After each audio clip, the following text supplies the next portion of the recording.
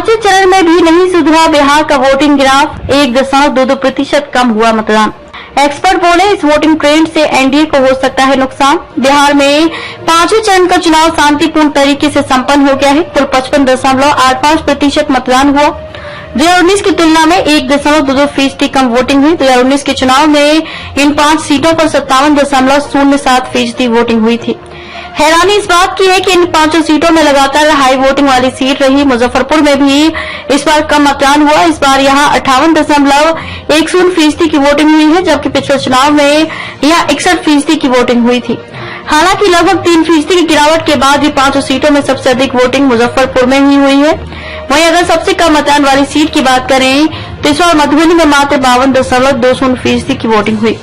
पिछली बार यहां 53.72% मतदान हुआ था। हाजीपुर में इस बार वोटिंग का ग्राफ पिछली बार की तुलना में ऊपर गया है। 2019 के चुनाव में यहां 55.22% हुई थी, जबकि इस बार की बढ़कर 55.85% तक पहुंच गया है। सारण में इस बार 54.50% वोटिंग हुई, जबकि पिछली बार यहां 56.48% हुई थी। मधुबनी में इस बार 52.20% वोटिंग हुई है, जबकि पिछली बार यहां 53.72% मतदान हुआ था।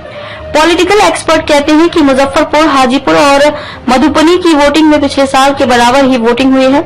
इसमें बहुत ज्यादा का अंतर नहीं दिख रहा है। इसी तरह सारण और सीतामढ़ी में भी वोटिंग परसेंटेज का गिरना बता रहा है कि इससे यहाँ नए कैंडिडेट को लेकर मतदाताओं में ज्यादा उत्साह नहीं दिखा है। इस बार शहरी इलाकों के वोटर्स में बहुत ज्यादा उत्साह देखने को नहीं मिल रहा है। स्थिति ये थी कि सुबह के 8:30 बजे मधुबनी प्रशासन की तरफ से शहर के बीच में बनाए गए मॉडल बूथ पर सन्नाटा पसर गया था, जबकि यहाँ के 2 बूथों पर 1.5 घंटे में मात्र 45 और 48 लोगों ने मतदान किया था। शहरी वोटर्स में नाराजगी की ये बस वानगी भर थी।